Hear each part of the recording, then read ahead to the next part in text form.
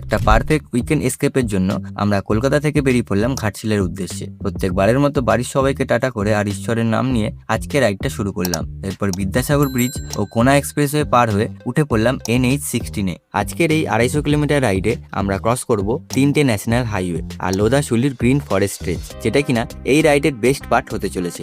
এরপর কোলাঘাট পেরিয়ে কিছু দূর যাওয়ার পর আমরা NH-16-কে বিদায় জানিয়ে বাদিক নিয়ে এগোতে থাকলাম খড়গপুরের দিকে, আর সেখান থেকে উঠে পড়লাম NH-49-এ। NH-49 NH-16-এর মতো অত চওড়া নয়, কিন্তু রোড কন্ডিশন খুব ভালো, সাথে সিনিক ভিউ তো আছেই। এইভাবে কিছু রাস্তা যাওয়ার পর একটা ধাবায় থেমে খেলাম গরম গরম আলুর পরোটা। লং রাইডের মাঝে এই ব্রেকফাস্টটা ছিল একদম পারফেক্ট। এরপর লোধাশুলির ফরেস্টের কাছে একটু থামলাম। চারিদিকে শুধু জঙ্গল, আর তারই মাঝ থেকে চলে যাচ্ছে ন্যাশনাল হাইওয়ে। তাই কিছুটা সময় এখানে কাটিয়ে আর কয়েকটা ছবি তুলে আমরা আবার রাইডটা কন্টিনিউ করতে থাকলাম। কিছু দূর যাওয়ার পর আমরা ওয়েস্ট বেঙ্গল ছেড়ে ঢুকে পড়লাম ঝাড়খণ্ডে। মজার বিষয় হলো ওয়েস্ট বেঙ্গলের তুলনায় ঝাড়খণ্ডে পেট্রোলের দাম কিছুটা কম, তাই ঝাড়খণ্ডে প্রবেশ করে ফিউল আপ করে নিলাম। এরপর বাহারাগোড়া থেকে আমরা ধরে নিলাম NH-18, আর এই পথে কিছু সময় রাইড করে আমরা অবশেষে পৌঁছে গেলাম ঘাটশিলা স্টেশনের কাছে। এরপর সেখানে একটা হোটেল বুক করে চেক ইন করে নিলাম। একটু ফ্রেশ হয়ে আমরা এখানকার কিছু মাস্ট ভিজিট স্পট এক্সপ্লোর করব। সেই সুন্দর মুহূর্তগুলো থাকছে পরের ভিডিওতে।